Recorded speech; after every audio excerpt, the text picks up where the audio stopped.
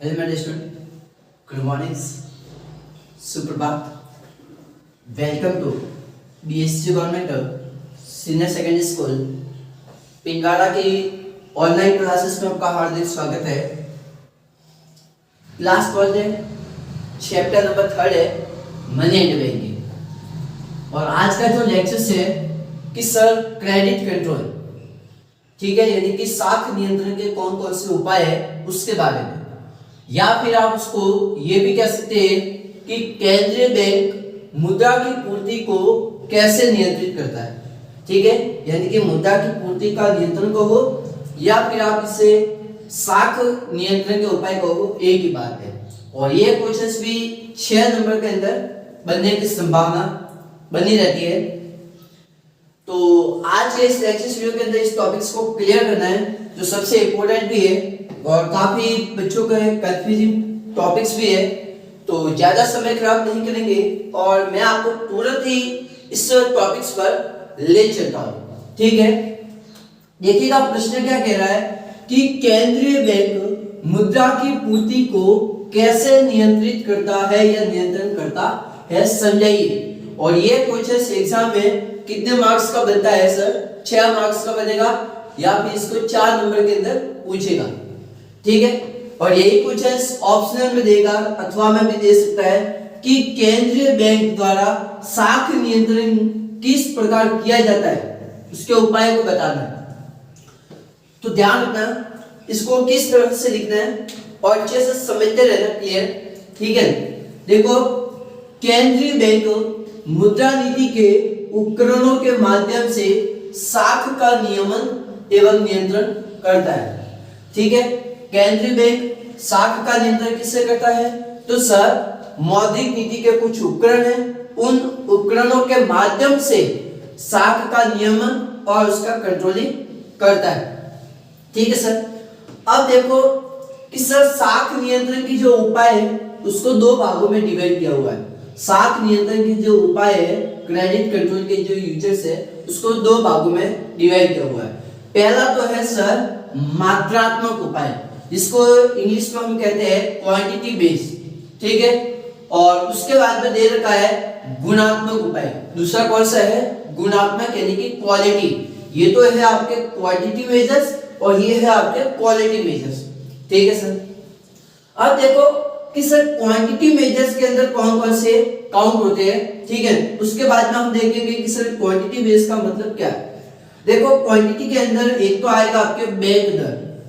ठीक है, bank rate जिसको आप कहते हैं, इसी के अंदर आप आरआर देखोगे, यानी कि रेपो रेट क्या होती है, रिवर्स रेपो रेट क्या होती है। उसके बाद में देखोगे खुले बाजार की क्रिया, खुले बाजार की क्रिया, नकद कोषानुपात में परिवर्तन, यानी कि चेंजिंग इन सीआरआर, और एक देखोगे चेंजिंग इन एसएलआर, वैधानिक कोषानुपात में परिवर्तन।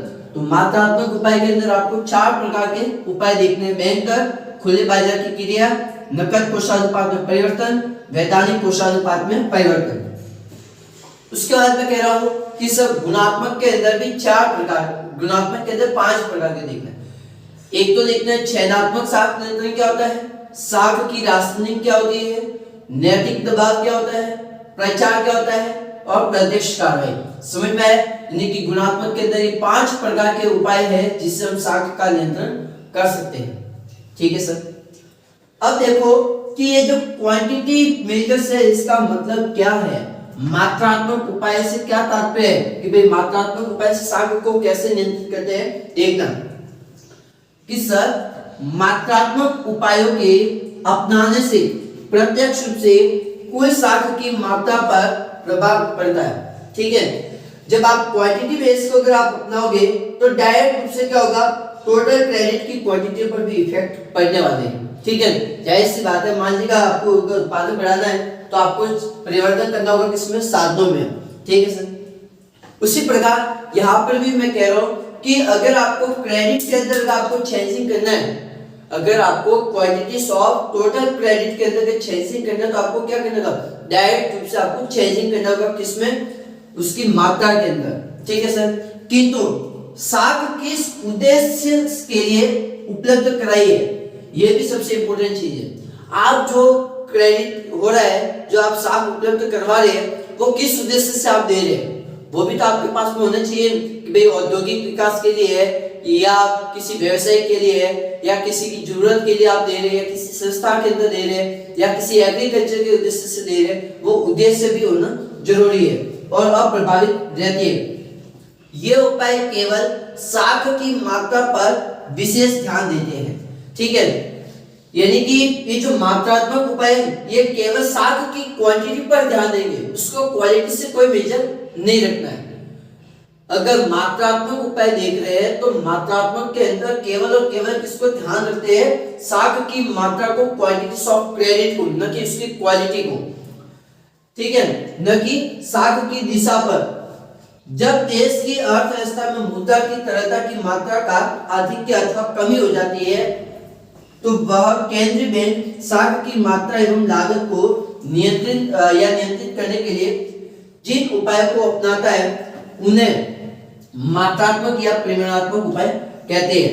यानी कि ध्यान रखना कि अगर किसी भी अर्थव्यवस्था के अंदर अगर मुद्रा की तरलता की मात्रा का अधिक या कमी अगर हो जाती है, ठीक है, यानी कि मुद्रा की जो तरलता है, ठीक है, अगर उसकी कमी हो जाती है, तो फिर क्या होगा, केंद्रीय बैंक साख की मात्रा और लागत को नियंत्रित करने के लिए जो भी उपाय सोचेगा उसको मात्रात्मक उपाय कहते हैं, ठीक है। अगर वो कॉस्ट को कंट्रोलिंग करेगा, क्या कह रहा हो, अगर वो कॉस्ट को कंट्रोलिंग कर रहा है, साख की क्वांटिटी को अगर कंट्रोलिंग कर रहा है, तो वो नॉर्मल किस में जाएगा, आपके मात्रात्मक उपाय के अंदर। समझ में आया? मात्रात्मक उपाय, मात्रात्मक में साख की मात्रा को ध्यान में रखते हैं, न कि साख की दिशा को। साख की दिशा को ध्यान में नहीं रखना है, यहाँ पर आपको साख की मात्रा को ध्यान रखना है। समझ में आए कि भाई जब देश में मुद्रा की तरलता की जो मात्रा अगर वो अधिक या कमी हो जाती है, तो फिर क्या होगा, साख की मात्रा और उसकी जो भी लागत है उसको नियंत्रण करने के लिए जो भी उपाय सोचेगा वो आपके मात्रात्मक उपाय है, ठीक है सर। अब आपको देखना है कि जो बैंक दर है, ये बैंक दर होती क्या है, किसे कहते हैं बैंक दर, उसके बारे में मैं आपको अच्छे से समझा देता हूँ, क्योंकि एक एक टॉपिक्स को हम आज एक एक क्लियर करते जाएंगे, किसी भी प्रकार का डाउट नहीं रखेंगे, ठीक है। थोड़ी वीडियो लेक्चर्स लंबी है लेकिन कोई इशू नहीं है, तो एक बार आप इसको नोट कर दो तुरंत ही, ठीक है। अब देखो बैंक दर क्या होती है, जिसको हम कहते हैं रेपो रेट, ठीक है सर। देखो बैंक दर केंद्रीय बैंक द्वारा साख नियंत्रण का एक सर्वाधिक प्रचलित उपाय है और इसका उपयोग केंद्रीय बैंक अपने अधीनस्थ बैंकों की ऋण देने की क्षमता को प्रत्यक्ष रूप से प्रभावित करते हैं। और बैंक दर वह दर है जिस दर पर केंद्रीय बैंक व्यापारिक बैंकों को ऋण उपलब्ध करवाता है, ठीक है। बैंक दर वह दर है जिस पर केंद्रीय बैंक अपने व्यापारिक बैंकों को विनिमय बिलों की पुनः कटौती करता है और भारत में यह कार्य भारतीय रिजर्व बैंक द्वारा किया जाता है। और जिस देश में साख की मात्रा कम करनी होती है, तब केंद्रीय बैंक दर को बढ़ा देते हैं, जिससे व्यापारिक बैंक के लिए ऋण क्या हो जाते हैं, महंगे हो जाते हैं और उसकी साख देने की क्षमता घट जाती है। और इसी के विपरीत साख का विस्तार करने के लिए बैंक दर घटा दी जाती है, जिसमें व्यापारिक बैंक सस्ते ऋण केंद्रीय बैंक से प्राप्त कर लोगों के लिए अधिक साख उपलब्ध करवा पाते हैं, ठीक है। क्या कह रहा है, देखना अच्छे से समझना भाई। यहां तो है एक तो व्यापारिक बैंक, एक तो क्या है व्यापारिक बैंक है, और एक है आरबीआई, ठीक है। तो मैं कह रहा हूं कि जब ये आरबीआई इस व्यापारिक बैंक को जिस रेट पर क्या देगी, लोन देगी या उधार देगी, ठीक है। जस्ट सपोज कि भाई 7% पर आप आरबीआई ने इस व्यापारिक बैंक को उधार दिया, मान लीजिएगा 10 लाख रुपए, ठीक है। आरबीआई ने कॉमर्शियल बैंक को 10 लाख रुपए का लोन दिया है, ब्याज की दर कितनी है, 7% है। तो ये जो ब्याज की दर है 7%, इसी को हम क्या कहते हैं, रेपो रेट, इसी को हम क्या कहते हैं, रेपो रेट। और रेपो रेट को हम क्या कहते हैं, बैंक दर। समझ में आया? वापस सुनना, आरबीआई जिस दर पर अपने व्यापारिक बैंकों को उधार देगी उसी को हम क्या कहते हैं, रेपो रेट यानी कि बैंक दर। ठीक है सर। अब देखना सेकंड है रिवर्स रेपो दर।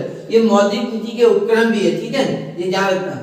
अब इस रिवर्स रेपो रेट का मतलब क्या होता है, देखो, वह दर जिस पर वाणिज्यिक बैंक आरबीआई के पास अपना अतिरिक्त फंड जमा करते हैं।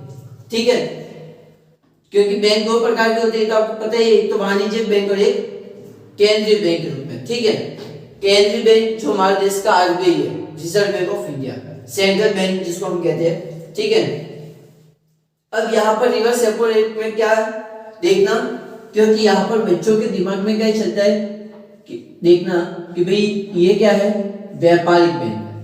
ठीक है, ये क्या है, व्यापारिक बैंक, और ये क्या है, आरबीआई। लड़कों के माइंड में क्या चलता है कि यहाँ पर अब रिवर्स होगा। अब यहाँ पर क्या होगा कि भाई व्यापारिक बैंक आरबीआई को, भाई यहाँ पर ये सिस्टम नहीं है। रिवर्स का मतलब वो वाला रिवर्स नहीं है, यहाँ पर उल्टा काम है। अब यहाँ पर कहूंगा कि व्यापारिक बैंक अपने फंड आरबीआई को जमा कराएंगे और उस पर जो भी ब्याज मिलता है वो आपके रिवर्स रेपो रेट है। क्या क्या है, ऊपर से आपके जा चुके, अच्छे से समझना भाई। मान लीजिएगा ये जो आम जनता है, ठीक है, ये आम जनता क्या करती है सर, अपनी जो भी बचत है वो बचत कहां पर डिपॉजिट करवाती है सर, एज ए बैंक में जमा करवाती है, यानी कि वाणिज्यिक बैंक जिसको हम कहते हैं, कॉमर्शियल बैंक कह सकते हैं, या व्यापारिक बैंक या व्यवसायिक बैंक। ठीक है, क्या कहा है, वापस सुनो, आम जनता अपनी जो भी बचत है वो कहां पर डिपॉजिट करवाती है, नॉर्मली बैंक के अंदर जमा करती है। ठीक है, अगर मान लीजिएगा आम पब्लिक को अगर लोन भी चाहिए तो वो कहा जाएगा, बैंक के अंदर जाएगा। कभी भी आम पब्लिक आरबीआई के पास तो कभी जाता नहीं है और न जा सकता है।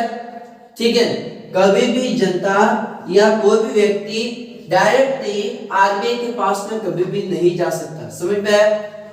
कोई भी व्यक्ति आरबीआई के पास में जाकर ऋण प्राप्त नहीं कर सकता और मिलेगा भी नहीं। समझ में आया? ठीक है सर। तो एक्चुअली आम जनता क्या करती है, अपनी बचतों को जमा करवाती है व्यापारिक बैंक पर, और व्यापारिक बैंक क्या करती है, उसके बदले में उसको ब्याज देती है, इंटरेस्ट देती है। अगर मान लीजिएगा आम व्यक्ति को लोन चाहिए तो व्यापारिक बैंक क्या करती है, उसको लोन भी देगी। बिल्कुल सर। अब उसी तरह यहाँ पर भी समझिएगा, जिस तरह से व्यापारिक बैंक आम जनता के खाते को रखता है प्रत्येक व्यक्ति के, उसी तरह व्यापारिक बैंकों के जो भी खाते हैं वो कौन रखता है, आरबीआई। समझ में आया? व्यापारिक बैंक के पास में हर व्यक्ति के खाते हैं, जबकि आरबीआई के बारे में कह रहा हूं कि आरबीआई के पास में हर बैंक के खाते हैं, आरबीआई के पास में हर बैंक के खाते हैं। तो यहाँ पर कहूंगा कि व्यापारिक बैंक अपनी जमा को डिपॉजिट करेंगे कहां पर, रिजर्व बैंक ऑफ इंडिया के पास में। समझ में आया? व्यापारिक बैंक अपनी जो भी फंड है, अपना जो भी जमा है वो डिपॉजिट करना होगा कहां पर, आरबीआई के पास में। और आरबीआई इसके बदले में क्या देगा सर, आरबीआई इसके बदले में ब्याज देगा। ठीक है, तो जिस दर पर ब्याज देगा, जिस रेट पर ब्याज देगा, उसी को हम क्या कहेंगे, रिवर्स रेपो रेट। इसी को हम क्या कहते हैं, reverse repo rate, reverse repo rate. समझना, यहां पर आप लोगों के दिमाग में ये थिंग्स चलती है कि भाई व्यापारिक बैंक आरबीआई को ऋण देता नहीं बेटा, यहाँ पर व्यापारिक बैंक कभी भी आरबीआई को ऋण नहीं दे सकता। क्यों?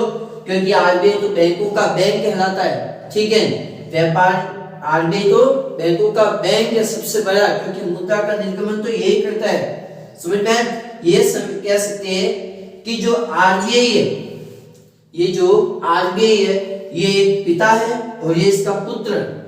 ठीक है, ये क्या है, पिता है और ये इसका पुत्र है। कभी भी बेटा बाप को ऋण नहीं दे सकता, बेटा बाप को ऋण नहीं दे सकता, जबकि बाप बेटे को ऋण दे सकता है। ठीक है, बाप बेटे को ऋण देगा, वो आपकी कौन सी है, रिवर्स रेपो रेट। समझ में आया? ठीक है सर। नेक्स्ट अगले पॉइंट पे चलते हैं, स्क्रीनशॉट ले लो। तो देखना सेकंड पॉइंट है आपकी नकद कोषानुपात में परिवर्तन, नकद कोषानुपात में परिवर्तन यानी कि CRR। ठीक है, और इसी को हम लोग LRR भी कहते हैं। अब ये पॉइंट क्या प्रॉब्लम कर रहा है देखना कि सर व्यापारिक बैंकों द्वारा अपनी जमाओं का कुछ निश्चित प्रतिशत धनराशि जो केंद्रीय बैंक के पास में रखना अनिवार्य होता है। केंद्रीय बैंक इस नकद कोषानुपात में आवश्यक परिवर्तन कर साख की मात्रा को प्रभावित करते हैं। जब साख की मात्रा बढ़ानी है तब नकद कोषानुपात में कमी कर दी जाती है, और जब साख की मात्रा कम करनी है तो नकद कोषानुपात में वृद्धि करनी है। ठीक है, देखना CRR क्या होता है या LRR क्या होता है अच्छे से समझना। फिर से वही बात, व्यापारिक बैंक, ठीक है, क्या है, एक तो व्यापारिक बैंक और एक तरफ है आपकी RBI। मैंने आपको जब ये साख निर्माण की प्रक्रिया पढ़ाई थी तो उस समय भी बताया था, वापस देखना अच्छे से। व्यापारिक बैंकों को अपनी कुल जमाओं का एक निश्चित प्रतिशत धनराशि जो कानूनन रूप से RBI के पास में जमा रखनी होती है, उसी को हम क्या कहते हैं, CRR। एग्जाम्पल से सोचना वापस, मान लीजिएगा व्यापारिक बैंकों की कुल जमा है 1 लाख रुपए, 1 लाख रुपए का एक निश्चित प्रतिशत देखना, मान लीजिएगा CRR चल रही है 10%, CRR कितनी है, 10% है। तो इस 1 लाख का 10% यानी कि जो 10,000 रुपए है, ये 10,000 रुपए विधिक रूप से RBI को जमा रखने अनिवार्य रूप से। ठीक है, क्या कह रहा हूं, वापस सुनना। व्यापारिक बैंकों को अपनी कुल जमा का एक निश्चित प्रतिशत भाग जो विधिक रूप से RBI के पास में जमा करना होता है, तो उसी को हम क्या कहते हैं, CRR।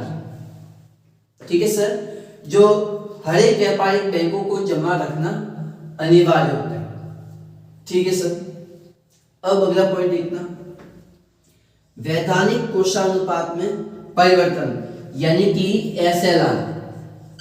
ठीक है, देखना ये पॉइंट क्या समस्या कर रहा है।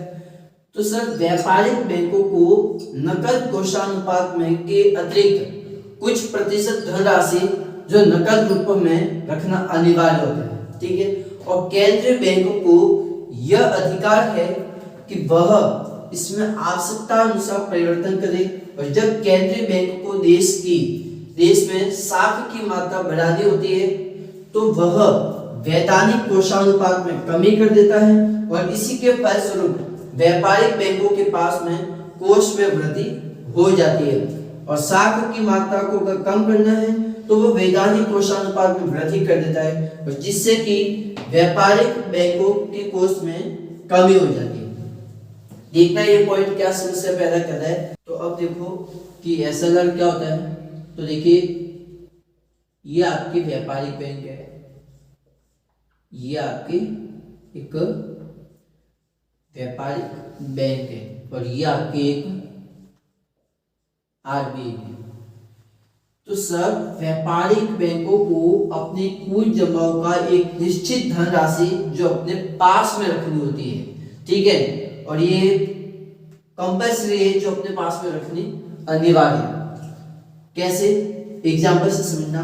मान लीजिएगा व्यापारिक बैंकों की कुल जमा है 1 लाख रुपए, जस्ट एग्जाम्पल, क्योंकि हर एक व्यापारिक बैंकों की अलग अलग जमा होती है, किसी की 1 लाख हो सकती है, तो किसी की 2 लाख, किसी की 10 लाख हो सकती है, अलग अलग। और मान लीजिएगा SLR की जो रेट चल रही है वो है 8%। ठीक है, 8% है। SLR कितनी है, 8% है। तो इस 1,00,000 रुपए का 8% जो भाग है, यानी कि 8,000 रुपए व्यापारिक बैंकों को अपने पास में रखना होगा। ठीक है, ये जो 8,000 रुपए आए, ये 8,000 रुपए किसी भी तरह से डिस्ट्रीब्यूट नहीं कर सकते। ठीक है सर। अब यहां पर देखना, हमारे पास में कुल जमा थी 1,00,000 रुपए। ये 1,00,000 रुपए 3 तरह से बढ़ चुके हैं। एक तो 1,00,000 रुपए जा चुके हैं आरबीआई के पास में, जो कि कंपल्सरी था सीआरआर के रूप में।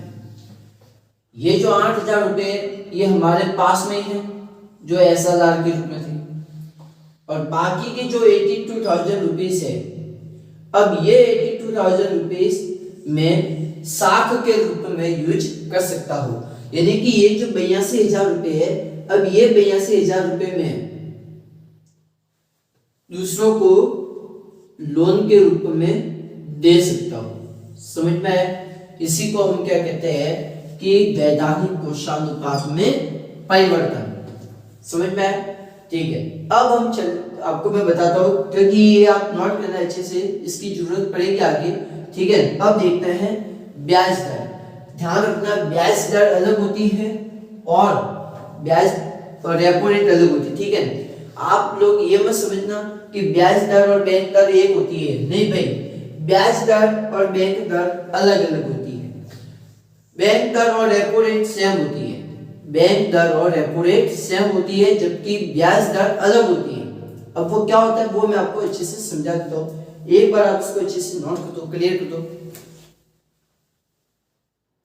चलिएगा, अगला पॉइंट है आपकी ब्याज दर। ध्यान रखना, ब्याज दर और रेपो रेट अलग अलग होता है।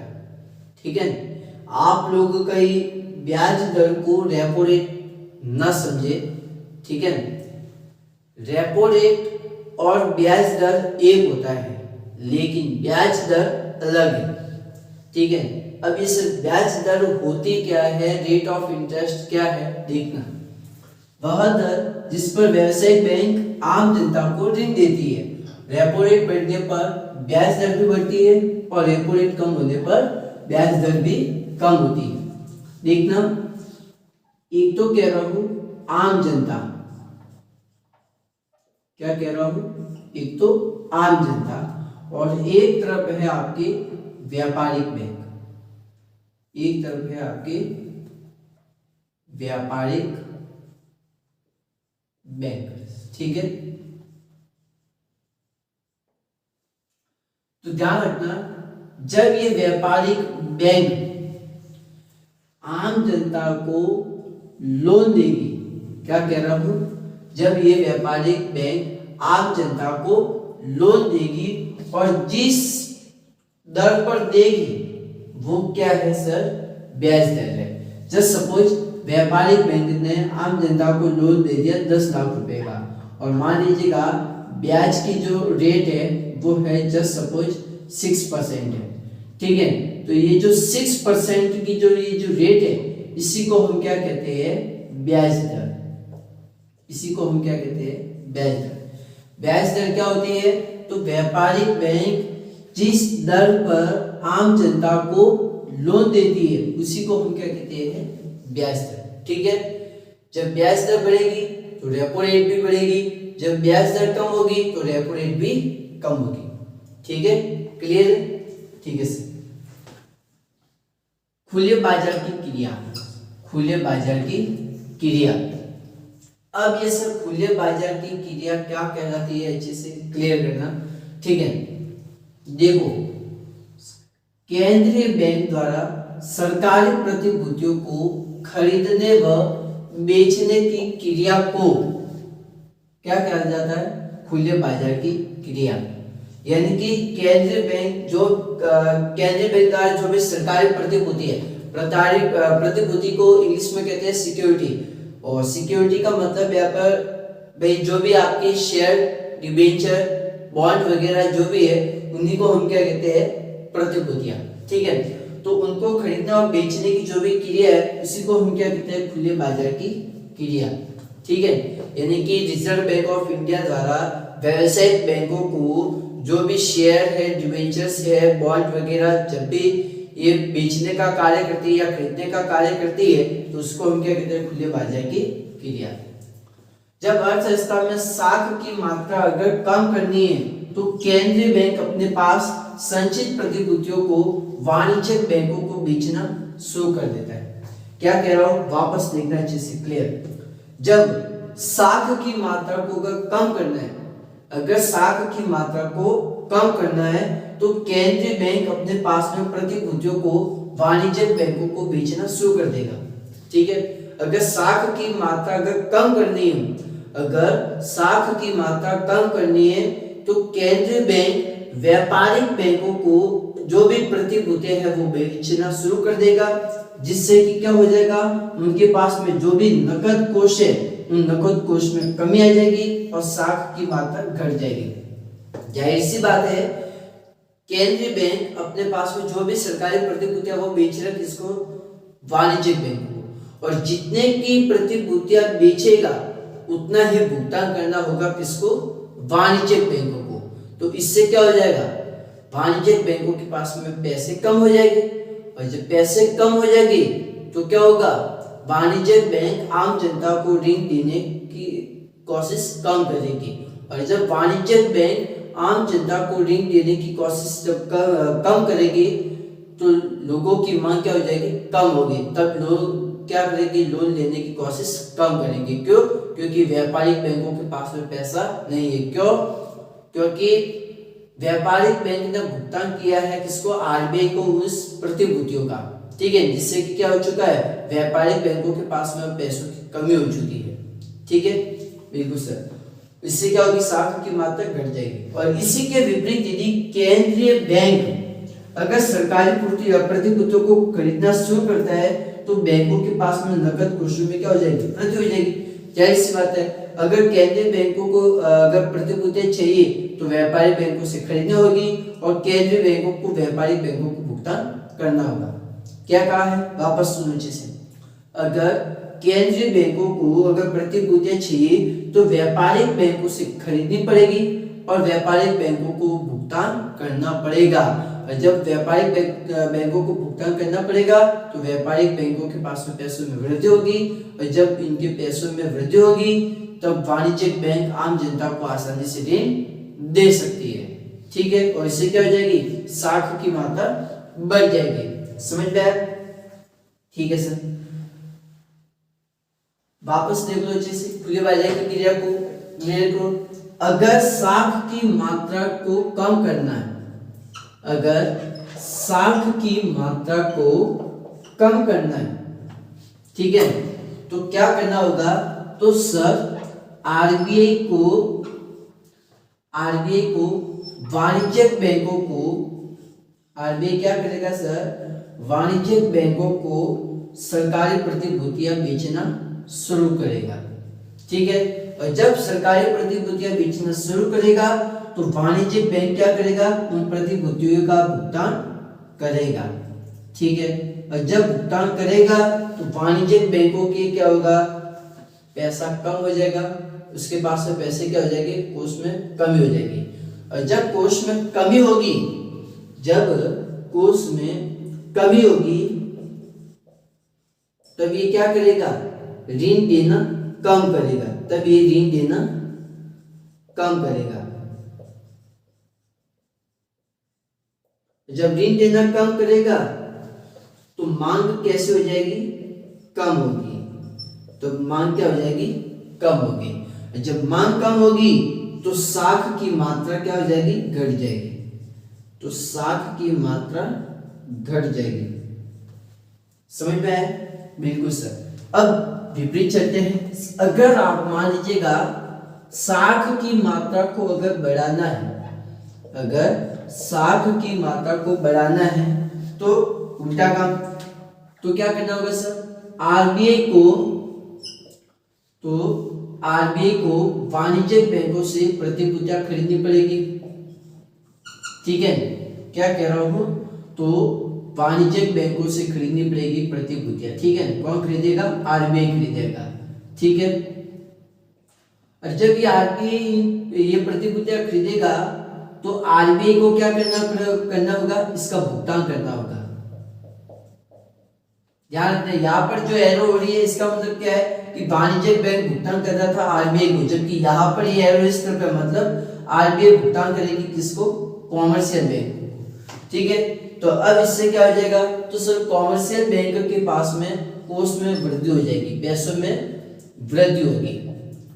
पैसों में वृद्धि बोले तो कोष में वृद्धि, और जब कोष में वृद्धि हुई तो वाणिज्यिक बैंक क्या करेगी, तो सर वाणिज्यिक बैंक आम जनता को ऋण देगी। ठीक है, आम जनता को ऋण लोन प्रोवाइड करवाएगी। ठीक है, और जब ये लोन प्रोवाइड करवाएगी तो इससे क्या होगा, साख की मात्रा बढ़ेगी, तो साख की मात्रा बढ़ेगी। समझ में आया? इसी को हम क्या कहते हैं, खुले बाजार की क्रिया। समझ में आया नीचे से, सीआरआर, एसएलआर। ठीक है सर, अब ध्यान रखना ये जो 4 पॉइंट है नी, इस 4 पॉइंट में ये पॉइंट आप हटा दो। ठीक है, क्योंकि ये मैंने आपको पहले समझाने के लिए कहा था। ठीक है, अब चौथा पॉइंट तो आपके ये है, क्योंकि मुझे पहले समझाना था कि ब्याज दर क्या होती है इसीलिए। ठीक है, तो कई आप लोग चौथा पॉइंट ये मत डाल देना, चौथा पॉइंट ये आपकी ब्याज दर। पहला पॉइंट आपकी क्या था, बैंक दर। पहला पॉइंट आपकी क्या था, बैंक दर। ठीक है, दूसरा पॉइंट आपके क्या था, सीआरआर, और तीसरा था एसएलआर, चौथा आपके है खुले बाजार की क्रिया। समझ में आया? क्लियर है ना? इसी प्रकार वैसे तो एक पॉइंट और होता है, सीमांत आवश्यकता। सीमांत आवश्यकता के अंदर क्या होता है, एक्चुअली मैं आपको एग्जांपल से समझा देता हूँ कि भाई मान लीजिएगा आपने 15,000 रुपए का मोबाइल खरीदा है। ठीक है सर, अब 15,000 रुपए का मोबाइल खरीदा है तो कुछ कंपनियां क्या करती है कि आपको उधार देने की भी कोशिश करती है। उधार देने की कोशिश मतलब वो कंपनी आपसे कहेगी कि भाई ये जो 15,000 रुपए का मोबाइल है उसका कुछ % भाग आपको एडवांस में पे करना होगा, और बाकी का जो भी पेमेंट है वो आपको ईएमआई के थ्रू करना होगा। ठीक है, यानी कि आपको जितनी भी वैल्यू है कि भाई 15,000 रुपए का मोबाइल है और मान लीजिएगा उसका 30% 4,500 रुपए है जो आपको एडवांस पे करना होगा, वो आपने एडवांस में पे कर दिया, और बाकी का जो भी अमाउंट है 10,500 रुपए, तो ये 10,500 की आपको ईएमआई रखनी होगी, यानी कि उसके बदले में आपको गिरवी रखना होगा। ठीक है, तो एक्चुअली इससे भी क्या है, साख नियंत्रण का उपाय है। ठीक है, तो ये तो आपके थे मात्रात्मक उपाय, ये आपके क्या थे सर, मात्रात्मक उपाय।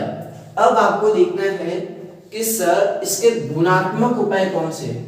अब इसके गुणात्मक उपाय के बारे में अच्छे से देखना है कि भाई नैतिक दबाव क्या होता है, चयनात्मक परिणाम देखना है, साख की रासायनिक क्या होती है, इसी प्रकार प्रचार क्या होता है उसके बारे में। तो इसको स्क्रीनशॉट ले लो, अच्छे से नोट कर दो। सेकंड आपके गुणात्मक उपाय यानी कि क्वालिटीज मेजर्स।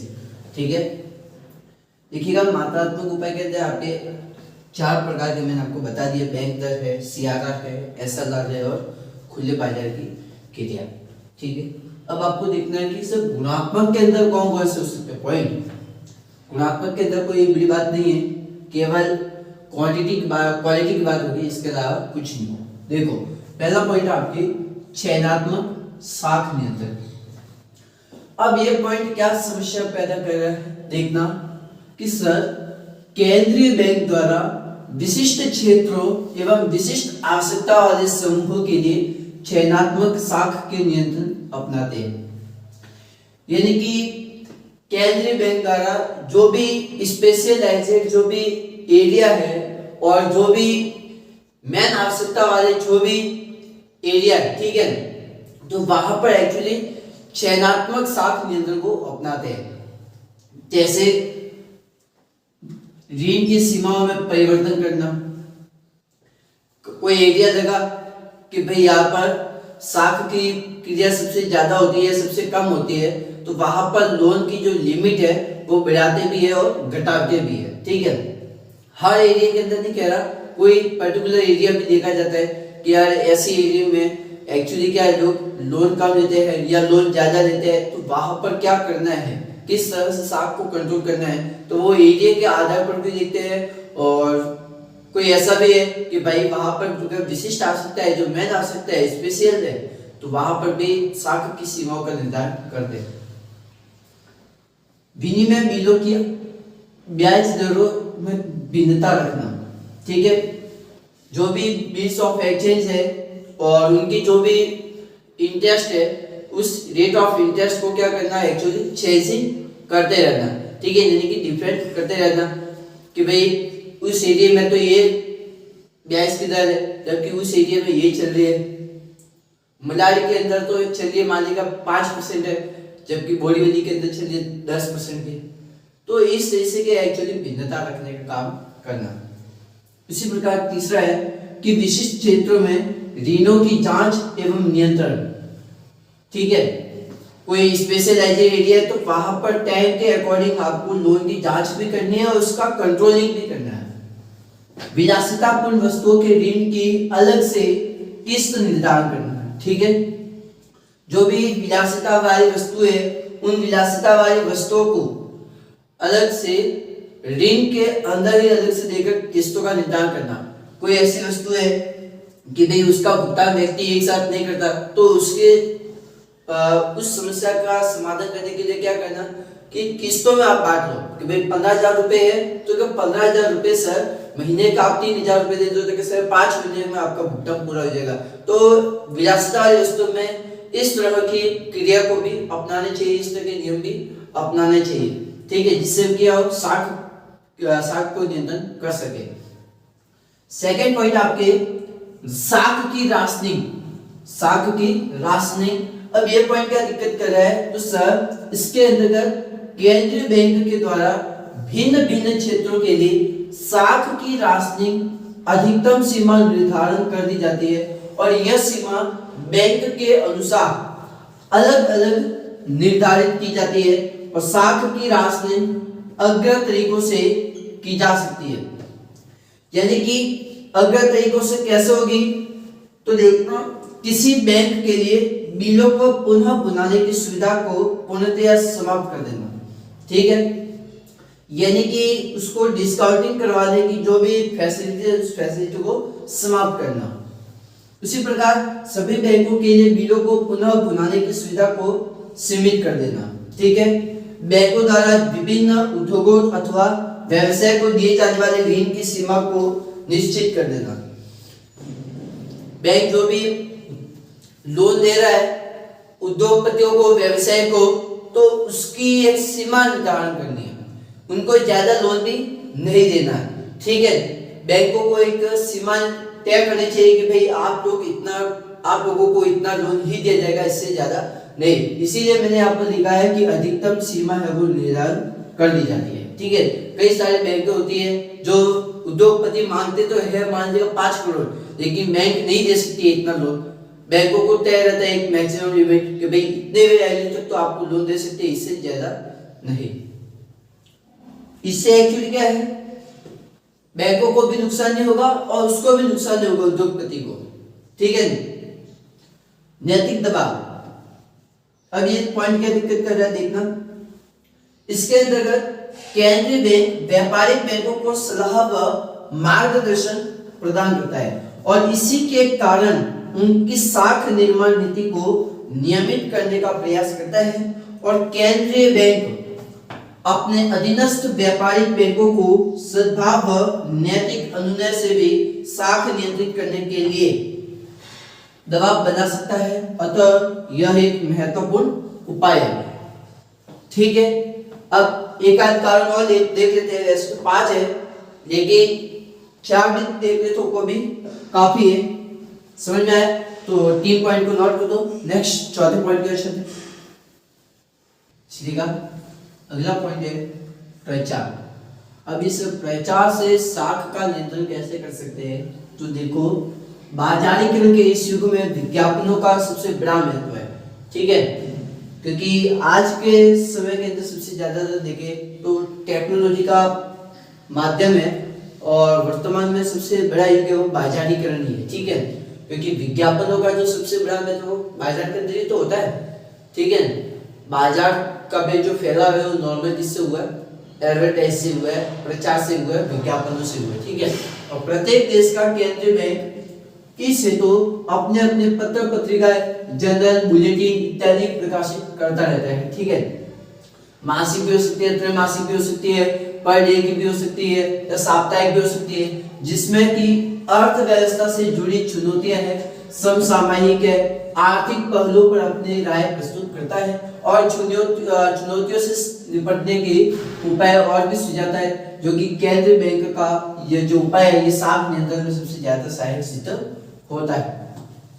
पांचवा है प्रत्यक्ष कार्रवाई। अगर आप डायरेक्टली अगर इन्वेस्टिगेशन करते हो, जांच करते हो, कार्रवाई करते हो, तो उससे भी आप साख का नियंत्रण कर सकते हैं। केंद्रीय बैंक द्वारा उपरोक्त उपाय करने के पश्चात यदि बैंक इसकी नीति का पालन नहीं करते और बैंक विफलता प्रतीत हो तो इसे ऐसे वैधानिक अधिकार प्राप्त होते हैं कि व्यापारिक बैंकों के खिलाफ प्रत्यक्ष कार्रवाई कर सकते हैं और जो भी दोषी बैंक है उन दोषी बैंकों को इन संचित करने से हम हटा सकते हैं, ठीक है। तो इससे भी क्या है, एक्चुअली साख को कंट्रोलिंग कर सकते हैं। समझ में आया? बिल्कुल सर। तो ये आपके थी साख नियंत्रण के उपाय, जिसको हम मुद्रा पूर्ति के उपाय भी कहते हैं। ध्यान रखना, अगर आपको ये कहा जाए कि भाई मुद्रा नीति के उपकरण, तो मुद्रा नीति के उपकरण के अंदर मोस्टली किनको काउंट करते हैं, ये जो ऊपर लिखा है इसी की तरह है, ठीक है। मौद्रिक नीति के उपकरण, मौद्रिक नीति के उपकरण। तो मौद्रिक नीति के जो उपकरण है उसमें एक तो देखनी है आपको रेपो रेट, ठीक है, जो मैंने आपको बता दी है। एक तो क्या होती है रेपो रेट, यानी कि रिजर्व बैंक ऑफ इंडिया व्यापारिक बैंकों को जिस दर पर उधार देती है वो आपके रेपो रेट है, ठीक है। और रेपो रेट से किस तरह से साख को कंट्रोलिंग कर सकते हैं, तो यार ये मैंने आपको बताया हुआ है, ठीक है। अगर आपको साख को कंट्रोलिंग करना है तो एक्चुअली रेपो रेट की जो भी रेट है उसको क्या करना होगा, तो सर उसकी रेट को बढ़ा दो, ठीक है। अगर आपको साख की मात्रा को कम करना है तो रेपो रेट को बढ़ा दो, ठीक है। उससे क्या हो जाएगी, कोष में वृद्धि हो जाएगी और साख की मात्रा कम हो जाएगी। अगर आपको साख की मात्रा को बढ़ाना है तो क्या करना होगा, रेपो रेट को कम करना होगा। उसके बाद में reverse repo rate, reverse repo rate. Reverse repo rate क्या होती है, तो ये मैंने आपको बताया था कि आरबीआई क्या करती है, व्यापारिक बैंकों की भी जमा को स्वीकार करती है और आरबीआई क्या करते हैं, उन जमाओं के बदले में ब्याज देती है। तो जिस दर से ब्याज देती है वो इसका क्या है, रिवर्स रेपो रेट है। समझ में आया? बिल्कुल सर। तो इसे भी क्या है, ये भी मौद्रिक नीति का ही एक उपकरण है। उसके बाद में मैंने आपको बताया था, ध्यान रखना रेपो रेट को बैंक रेट भी कह सकते हैं, बैंक रेट। सीआरआर, तो सर व्यापारिक बैंकों को अपनी कुल जमा का एक निश्चित भाग जो केंद्रीय बैंक के पास में जमा रखना होता है, तो वो क्या आपके सीआरआर है। समझ में आया? 10 लाख है, 10 लाख का मान लीजिएगा 10% अगर केंद्रीय बैंक के पास में रखना है तो 10 लाख का जो 10% है 1 लाख रुपए, वो क्या है आपके सीआरआर है, यानी कि नकद कोषानुपात के रूप में, ठीक है, जो नकद कोष फंड के रूप में होता है। उसके बाद होता है एसएलआर। तो एसएलआर से ये भी क्या मौद्रिक नीति का उपकरण है, मतलब व्यापारिक बैंकों को अपने कुल जमा का एक निश्चित भाग जो अपने पास में रखना होता है, ठीक है, न तो वो आप बांट सकते हैं, क्योंकि 1 लाख रुपए का मान लीजिएगा 10% आरबीआई के पास में, 8% की एसएलआर की रेट है, तो 8,000 रुपए आपके पास सकते हैं और बाकी का जो भी भाग है वो आप लोन के रूप में दे सकते हैं। अब इससे एक्चुअली आप कंट्रोलिंग कैसे कर सकते हैं यार, तो ये मैंने आपको बता दिया कैसे सर करना है। तो वही बात, अगर आपको साख की मात्रा को कम करना है तो क्या करना होगा, सीआरआर को बढ़ा दो, ठीक है। और उसी प्रकार अगर विपरीत जाना है तो आप ऑपोजिट काम कर दो। खुले बाजार की क्रिया ये भी मैंने बता दिया कि सरकारी प्रतिभूतियों को खरीदने और बेचने की क्रिया क्या है, खुले बाजार की क्रिया तो है। अब इससे संसार की मात्रा कैसे कंट्रोलिंग होगी, तो अगर आरबीआई अपनी जो भी प्रतिभूतियां व्यापारिक बैंकों को बेचेगी तो व्यापारिक बैंक क्या करेगी, जितने की प्रतिभूतियां है उतना ही भुगतान करेगी, किसको, आरबीआई को। तो जब ये भुगतान करेगी तो व्यापारिक बैंक क्या करेंगे, लोन देना कम कर देंगे। क्यों, क्योंकि व्यापारिक बैंकों के पास में पैसे क्या हो जाएंगे, कम हो जाएंगे। और जब पैसे कम हो जाएंगे तो जाहिर सी बात है साख की मात्रा क्या होगी, कम हो जाएगी, यानी कि लोग क्या होंगे, तो सर लोग लोन लेना कम करेंगे। समझ में आया। अगर इसके विपरीत चलना है तो क्या होगा, आरबीआई खरीदेगी किससे, व्यापारिक बैंकों से प्रतिभूतियां, ठीक है, और आरबीआई क्या करेगी, उन प्रतिभूतियों का भुगतान करेगी, किसको, व्यापारिक बैंकों को। व्यापारिक बैंक के पास में भुगतान आएगा, पैसा आएगा, तो व्यापारिक बैंक क्या करेगी, दूसरों को लोन देगी। समझ में आया, बिल्कुल सर। तो ये मौद्रिक नीति के भी उपकरण थे, ठीक है। नेक्स्ट अगले एक्सरसाइज के अंदर मैं आपको बता दूंगा कि केंद्रीय बैंक और व्यापारिक बैंक के बीच में क्या डिफरेंस है, ठीक है। जो एग्जाम के अंदर वो भी प्रश्न आता रहता है, और ध्यान रखना इसमें भी पर्टिकुलर किसी भी एलिस पर आपको दे दे कि इस पॉइंट्स द्वारा साख का निर्णय कैसे किया जाता है उसको बताइए। जैसे कि आपको कह दिया कि बैंक दर द्वारा साख का निर्णय कैसे किया जाता है समझाइए, या फिर ये कह दिया कि रिवर्स ये कह दिया कि सीआरआर द्वारा किस प्रकार से साख का कंट्रोलिंग कर सकते हैं, या एसएलआर द्वारा किस प्रकार से कर सकते हैं, या खुले बाजार की क्रिया द्वारा किस प्रकार से कर सकते हैं, या सीमा आवश्यकता द्वारा करना तो कैसे करेंगे, या फिर आपको गुणात्मक के अंदर भी कोई भी पर्टिकुलर पॉइंट पूछ सकता है कि नैतिक दबाव द्वारा कैसे साख का नियंत्रण कर सकते हैं, या फिर प्रचार द्वारा का साख का नियंत्रण कैसे करोगे, या फिर आपको कह दिया कि साख की रासायनिक द्वारा साख पर कंट्रोलिंग कैसे करोगे। तो किसी भी पर्टिकुलर पॉइंट पर आपको क्वेश्चन कर सकता है। समझ में आया। तो नेक्स्ट अगले एक्सरसाइज के अंदर मैं आपको बताऊंगा कि केंद्रीय बैंक और व्यापारिक बैंक के अंदर क्या अंतर है, ठीक है, क्योंकि अब एक या दो एक्सरसाइज वीडियो और है, उसके बाद इस चैप्टर को कंप्लीट कर देंगे, क्योंकि बैंकों की बैलेंस शीट बनाना भी मैं आपको एक बार बता दूंगा, उसके बाद में एक्सरसाइज को इस चैप्टर को फिनिश कर देंगे। Okay bye.